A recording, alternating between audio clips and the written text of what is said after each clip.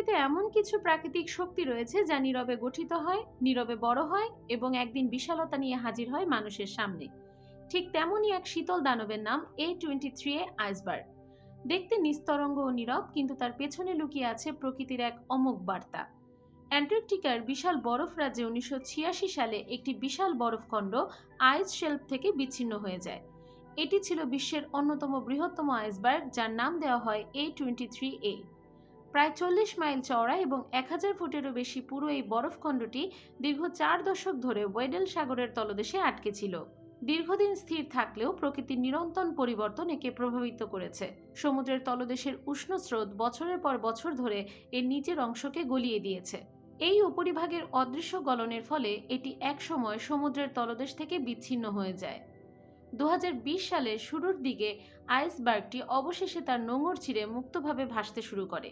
মুক্ত হওয়ার পর A23A এক মহিমান্বিত যাত্রা শুরু করে। নাসা এবং নোয়া স্যাটেলাইটের মাধ্যমে এর গতিবিধি পর্যবেক্ষণ করে যাচ্ছে। এটি ওয়েডেল সাগরের বুক চিরে ধীরে ধীরে উত্তর দিকে অগ্রসর হতে থাকে। যাত্রাপথে এটি এক বিশাল ঘূর্ণন প্রদর্শন করে এবং অ্যান্টার্কটিক উপদ্বীপের নাটকীয় শৃঙ্গগুলো পার হয়ে যায়। বর্তমানে এটি অত্যন্ত শক্তিশালী গভীর সামুদ্রিক স্রোতের মাধ্যমে উত্তর দিকে আইসবার্গ অ্যালি এবং দক্ষিণ জর্জিয়া দ্বীপের দিকে অগ্রসর হচ্ছে। সেখানে এটি তুলনামূলক উষ্ণ পানির সংস্পর্শে আসবে।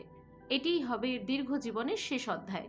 উষ্ণ পানির সংস্পর্শে এলে বিশাল এই বরফখণ্ডটি ভাঙতে শুরু করবে এবং গলে যাবে। এর ফলে বিশাল পরিমাণ স্বাদু পানি এবং পুষ্টি উপাদান সমুদ্রে মিশে যাবে, যা সামুদ্রিক বাস্তুসংস্থানকে নতুনভাবে প্রভাবিত করবে।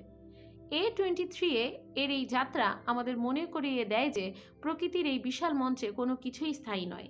এমনকি বরফের এই বিশাল দানবেরও শেষ পর্যন্ত সেই সমুদ্রে ফিরে যেতে হয় যেখান থেকে তাদের জন্ম।